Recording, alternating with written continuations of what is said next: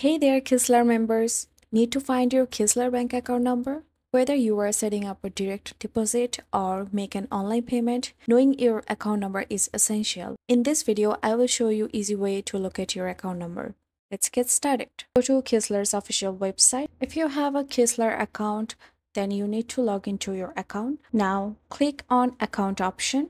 If you have a multiple account, then your account section will be look like this. Now click on any of your account, then you will be able to know your account number. Or if you have a Keesler bank check, there you will be able to locate your account number, which is 12-digit number. There is another way you can find your account number.